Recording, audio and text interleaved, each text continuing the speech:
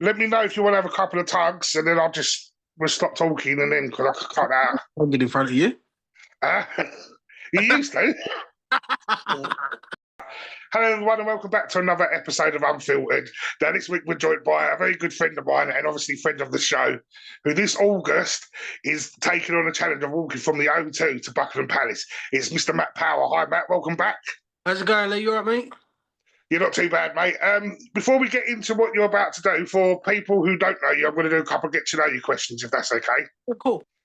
So, if you could switch lives with a TV personality or character for a day, who would it be and why? Do you know what? Like, there's a lot of things I've learnt, Lee. And I think, like, the TV personality and character, or mainly TV personalities, it's quite a hard life. I think that, like, there's a lot of pressure. There's a lot of financial stress. There's a lot of, like, a part of me don't really want to see that. Do you know what I mean? So that's a really hard question. But obviously, as my background, I'd probably want to go to someone like Tyson Fury, Muhammad Ali. Muhammad Ali had a hard life, so that's. But yeah, possibly Tyson Fury, one of the greatest boxers of all time, in my opinion.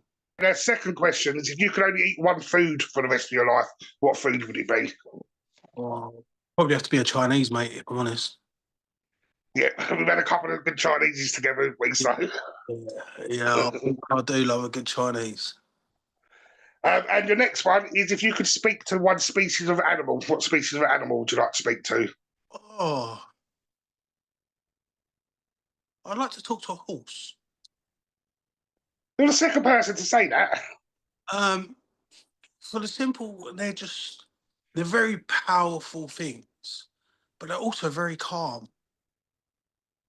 And I'd like to get how their mindset is for that.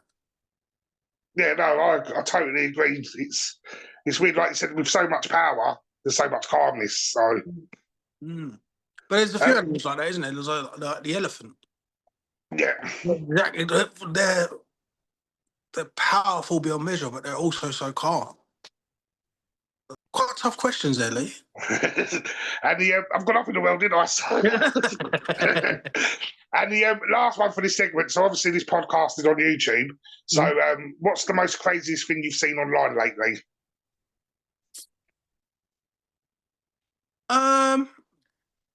The most craziest things I've seen online. Drama. TikTok. Yeah, the TikTok drama. Like, there's more to life than posting dirty laundry on the internet. And in my head, I just think that's crazy. Like, obviously, you know me personally and the amount of drama I've had in my life. That, like, if you live peacefully, you are peace. Do you know what I mean? Like, that's where my mindset's at. Yeah, I totally agree. And as you know, I've always said to you, social media is a double-edged sword, because we can do amazing things like this and get our message out to people, but then along with that comes all the crap, and people want to air each other's laundry out. And it's just, what's the point? Just let people be. It's just drama. I just feel like the way of the world these days, Lee, is that people thrive off ag. People thrive off drama. They love it because they've got nothing better to do. In fact, if you're actually peaceful, you'd enjoy life better. Yeah, no, exactly. Moving on, so like we said in the intro, on the 9th of August, you're going to be walking from the O2 to Buckingham Palace to raise money for... Ringside Charitable Trust, yeah. And obviously, people want to know your full story. They can go back and check earlier episodes. But can you just give a brief outline of your story and why you're doing this and why this is such a big charity to you? So basically, I was a boxer. I was in the cage. I was a Muay Thai fighter. 2021, I had a fight. Cut long story short, come out of in the second round, gone back to the corner, and I got hit, and it was like a glancing blow, but I went back to my corner and went, I don't feel right. I literally don't feel right. Um, I don't know. I'm sure our boxers will be watching this, and when you get hit, the old lights in your eyes go bing like that, right? I couldn't shake it off. And my brother, bless him, he squirted water in my face, and it sort of come back. But I've just felt with my legs that I couldn't get out in and out. I weren't on my toes. I couldn't get on my toes. So a few weeks later, I was at work, and my feet just wouldn't move. They wouldn't move. So I went and got checked, and I've got 30 white spots on my brain, shrinkage of the cerebella, and damage on this side, um, due to just too many blows, I suppose. Like small vessels disease as well, which obviously I think the last time we spoke, I was just getting out of bed. Yeah. If I remember rightly, obviously there were some other things on the go, but I was just getting out of my bed and trying to walk again. And the Ringside Charitable Trust is basically helping boxers on pro level, on that if they're struggling with addiction, if they're struggling with what I struggle with, they help them, and they're trying to open a home for ex-boxers to live in, to give them a good quality of care. So I thought, you know what, like they've entertained us for so long that it's time to give back. And that was my mindset of this. Or I'll challenge myself, because you see me, Lee. There was no way I can be walking 16 miles that I will be.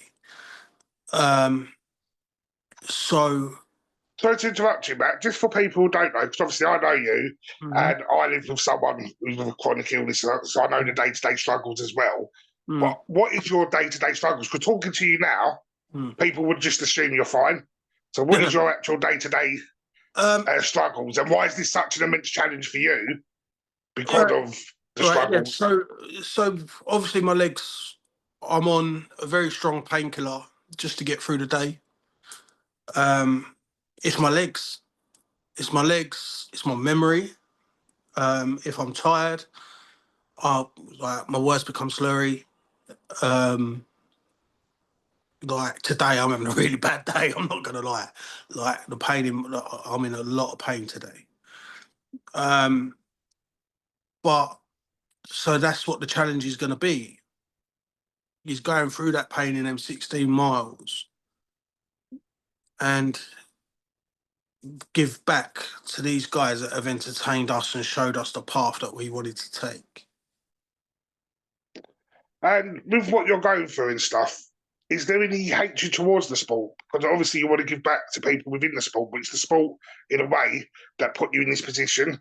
You Mm, going out there to entertain people mm. has now caused this to happen. So is there any hatred or anger towards the sport? Um, I wouldn't. Yes and no, Lee. Yes and no. I think the hatred towards the sport isn't towards the fighters. It's not towards the fighters. Listen, if I see the man that hit me again, I'll shake his hand. I've got Yeah. no problem with him. But what I feel like the management and the promoters need to do a better duty of care.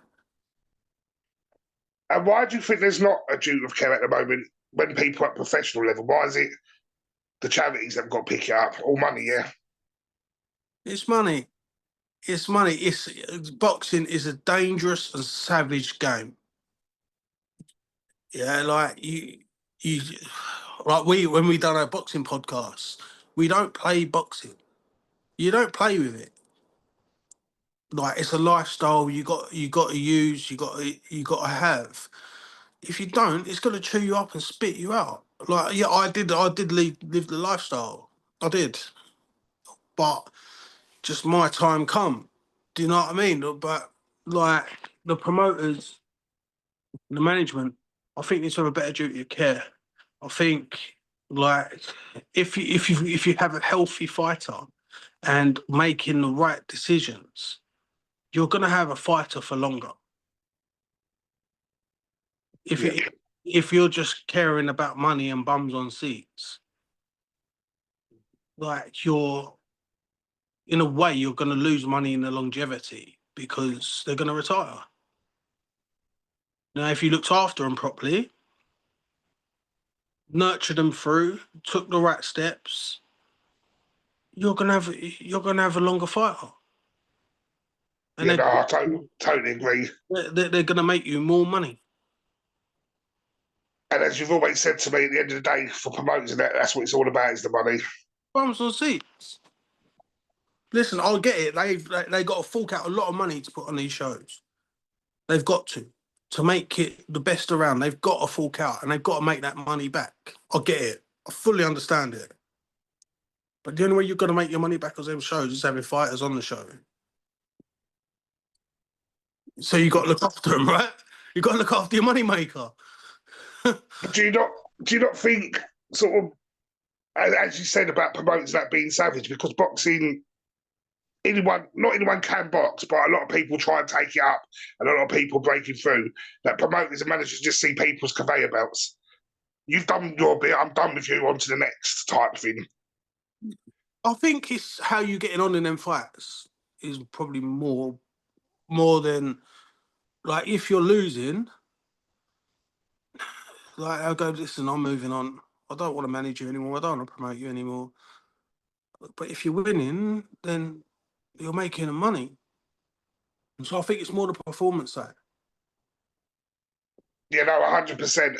And going into, like you said, you're walking 16 miles. Are you treating this challenge like you're getting ready for a fight? Yes, 100%. This is my fight.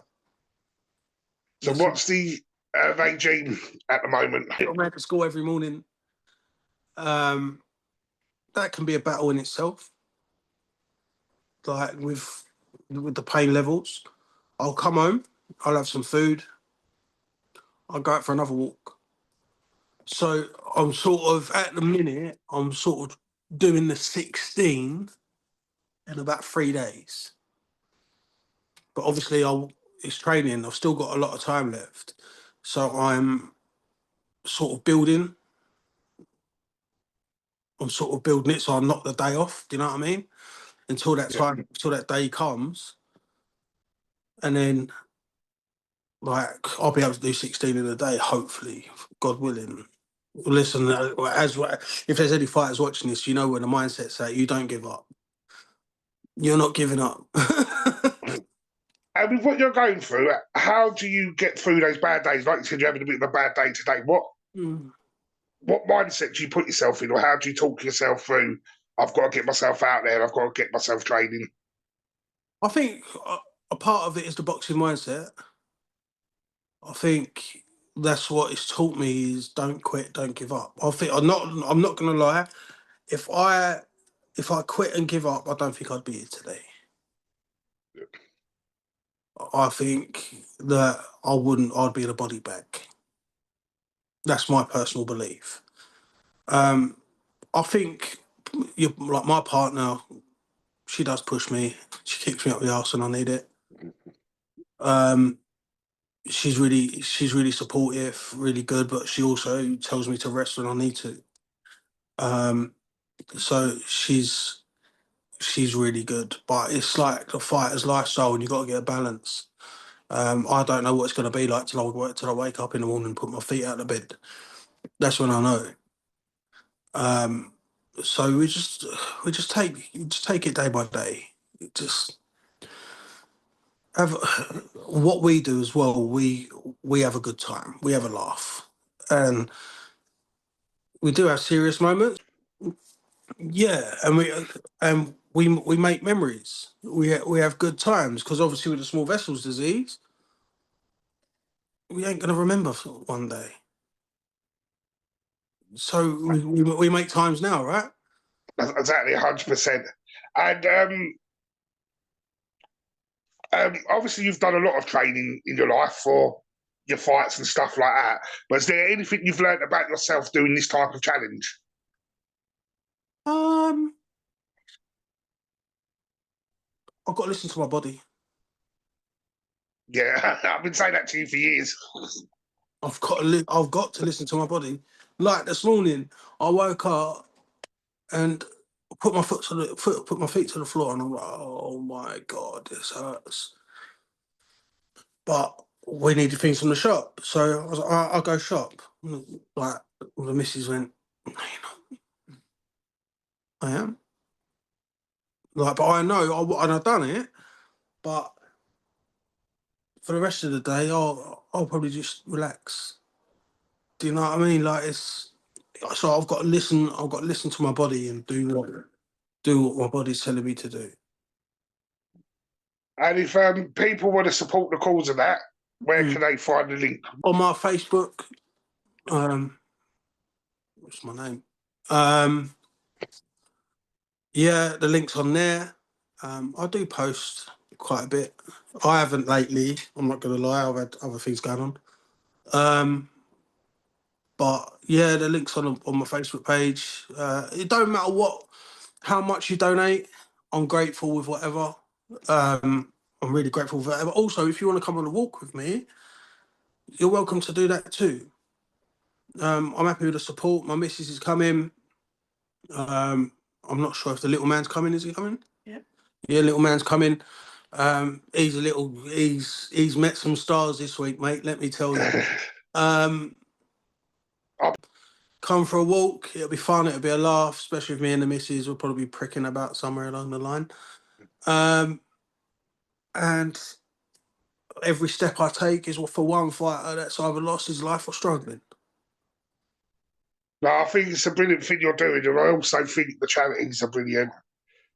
There shouldn't be a charity like this because, like you said, there should be a duty of care to the managers and promoters. But at the end of the day, that's the way of the world, and the fact that there's an organisation out there willing to support you guys after you've left the ring, I think is amazing.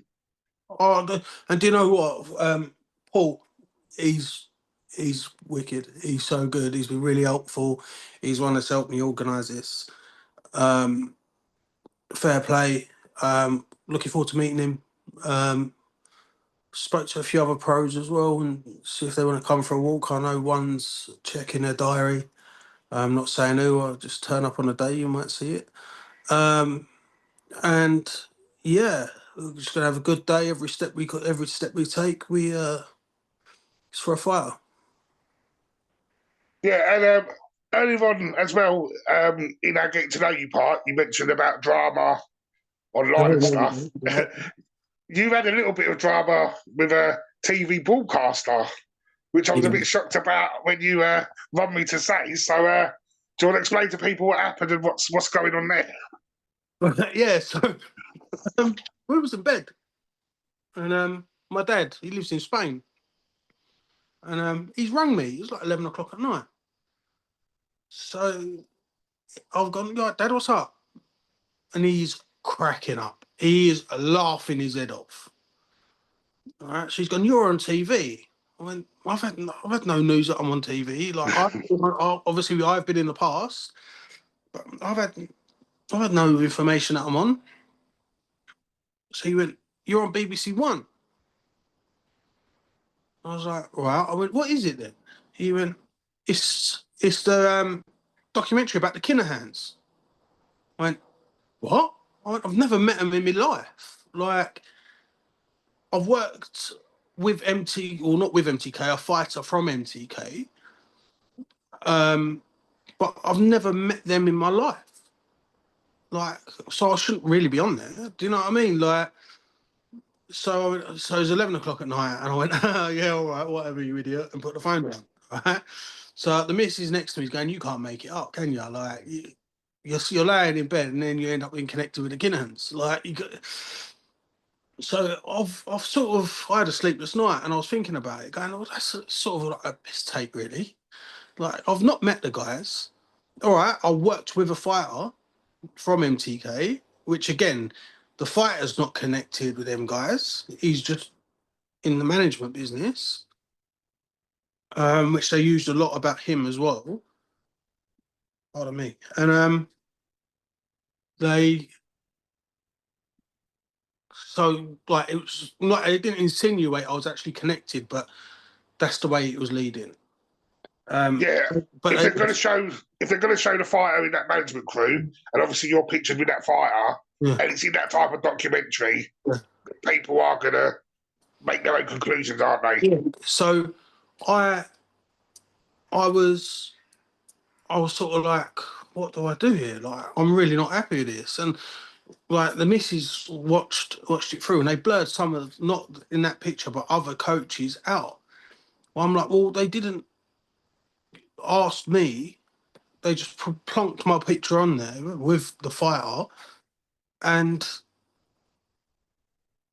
left me to it. But so why am I not blocked out? Why am I not blurred out? So I emailed them. Well, no, I didn't email them. I rang them, and I was like, what's going on here? Like, you could practically put me in danger, really. So I didn't hear nothing for about 3 weeks, and then they come back and went, well, we didn't say that you was connected. Well, I didn't even question that. I didn't even question that you was saying that I was connected. Well, the way you was portraying it, you was leaving the audience to decide. But why didn't you ask for my permission and not consent? And I've heard nothing back since. And it's crazy, and like even with small things like this. So when people fill out the application form, I ask at the bottom, do you consent to unfiltered using your face and voice across all social media platforms? So people have to say yes, just like you said, because of when people watch things, they're going to get assumptions. And the whole documentary was about a group of people. So anyone in that documentary, pictured or video-wise, you're going to make assumptions is being led to that connection. So I don't understand why they're just leaving you on blank or didn't even ring you to ask you or give the courtesy to ask. No, no, and like I'm okay with it now. I'd like, do you know what? I've got bigger fish to fry.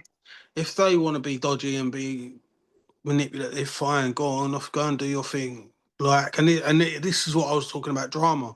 Do you know what? I could fight the whole way, but what's the point? You know, But it's not the well, they dot all the I's. They know what they're doing, but they dot all the I's and cross all the T's. Do you know what I mean? They've done it. They are dodgy.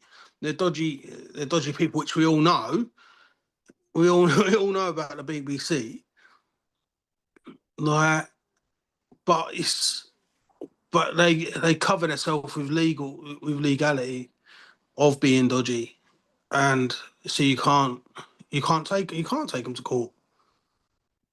and it's not the first time because I've heard Brian Harvey online XE17 when they did the boy band documentary. They used a lot of video clips with him in the band, and he gets no money from E17 whatsoever. Anytime they sell a song or whatever, so any publicity for E17, he doesn't want anything to do with because he's not earning nothing off it. And he wrote to them to say, I didn't give you permission to use me on this documentary. I told you I didn't want to be the documentary when you first approached me, and they still went ahead and just used his video and stuff. So yeah, like you said, they're just dodgy.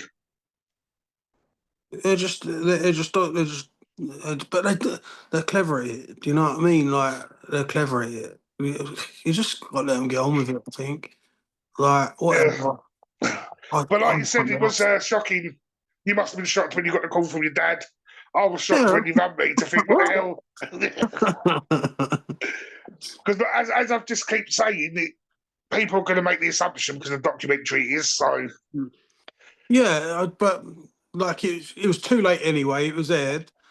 Yeah. There's nothing they can do about it. Which that's what they do. That's what they knew anyway.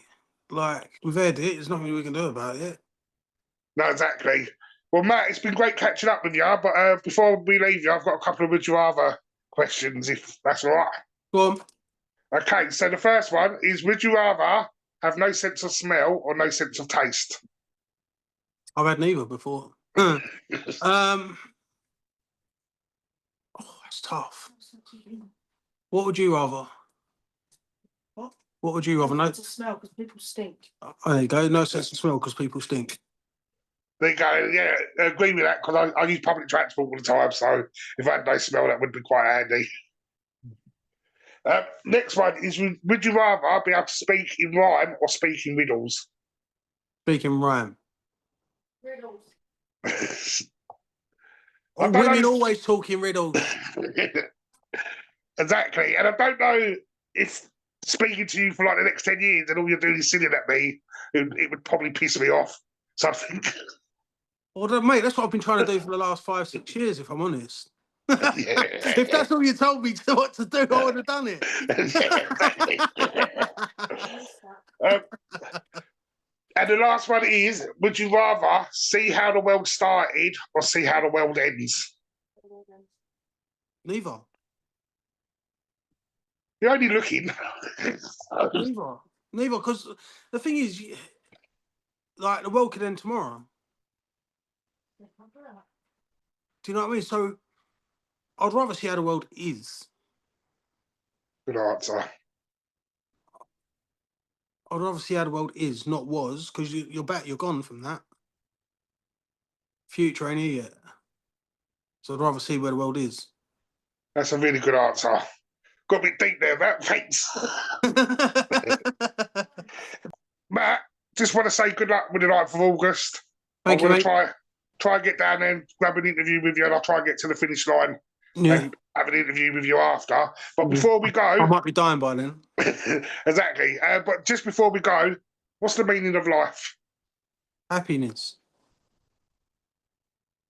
Happiness. Be happy.